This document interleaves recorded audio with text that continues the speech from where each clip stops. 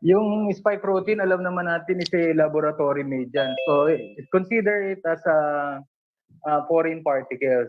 Kapag, kasi nga binypass mo, dapat oral. Papayag ako vaccine, sige oral. Kaya lang, pag dito pa lang sa oral at hindi na tinanggap, isusuka mo na yan. Kaya lang binypass po, diniretso na sa dugo. So, yun ang problema. Kaya nga tayo may mga physical barrier, yung mucus, yung laway, yung luha, yung pawis. At pag nakapenetrate yan dyan, kaya lang wala ngang buhay, hindi siya basta makakapenetrate. Ang totoong pinanggagalingan ng mga trangkaso, flu, or any cytokine storm reaction because of too much acidosis na is self-inflicted because bumagsak na yung pH ng dugo, mababa na rin ang tubig sa katawan, yun po, nagkakos po siya ng irritation. So, pwedeng mag-cause yung spike protein kasi nga mag-cause ng irritation. So, pag nag-cause ng irritation, of course, kailangan ilabas ng katawan mo. Mai-stress ang katawan mo eh.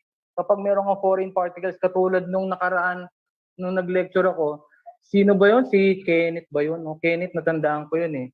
Yung nagtanong, bakit daw nilalagnat siya paggabi? Kasi meron pang foreign particles sa katawan eh. Hanggat hindi yun na ilalabas through pawis, ihi at dumi, nandun pa sa loob ng katawan yun. Nagkikreate pa ng damage yun, ang dami pang sinisira nun. So yun ang problema. Kaya gawin, at least mag-detox muna. Detox, paano gagawin ang detox? Simple lang po. Salt and water, wala po kayong kakainin, kailangan nyo magpawis, ihi at dumi. Okay po, nasagot ko po ba? Carlo, maintain nyo lang po, Sir Carlo, yung pH ninyo kasi kahit na po anong toxic substance, basta mataas ang tolerance niyo, yun lang. Yun nga yung sinasabi ko palagi, yung tolerance eh. Kapag yung tolerance hindi niya na-tolerate yung foreign particles, yun ang problema. Magkukos siya ng anaphylactic effect o reaction o allergic reaction. Doon po nagkakaroon tayo ng problema kasi nga mababa yung tolerance. Para tayo nag-iinuman lang. Hindi po ba sa sa mga bangbabarkada, may nagiinuman, yung isang bote pa lang lasing na, yung isa, 2 case na, hindi pa tinatablan.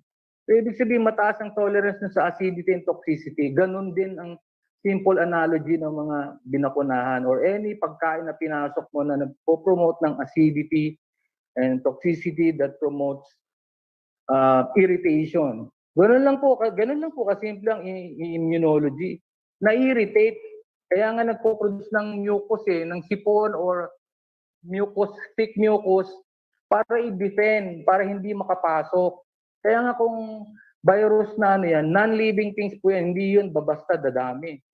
Buti kung yan ay bakterya. Kaya lang, yun nga ang problema kapag bakterya. Kaya nga yung mga may tuberculosis, mycobacterium yun. So kapag acidic ka, talagang dadami sila. Acidic ka eh. Saan ba sila nabubuhay? Sa mga acid living air environment.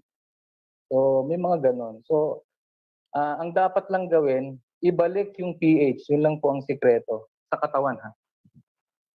Wala na po sikreto, sinabi ko na eh. Ang salt and water, kung kailan daw gagawin, yan ang magiging lifestyle ninyo. Huwag na kayong iinom ng walang asin. Bakit? Ang mga bata na walang tubig asin, yan po nag-start yung bulate. Mabilis po nagrarat o nabubulok ang katawan. Marami pong bacterial growth, parasitic growth, any form of microorganism that lives in acid environment. Kasi nga yung pH bagsak, wala rin salt. Tandaan nyo, kung may nagbabasa rito ng scripture, ang Diyos nga hindi niya tinatanggap yung sacrifice sa kanya kung walang asin eh. Kasi napakahalaga ng asin. Okay? At yun ay nagpe-prevent ng pagkabulok ng katawan.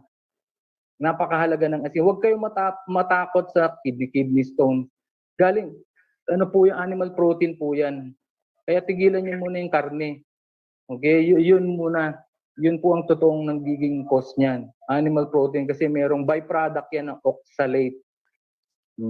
Yan binibreak down ng katawan mo by bacterial sensitization yan eh. So,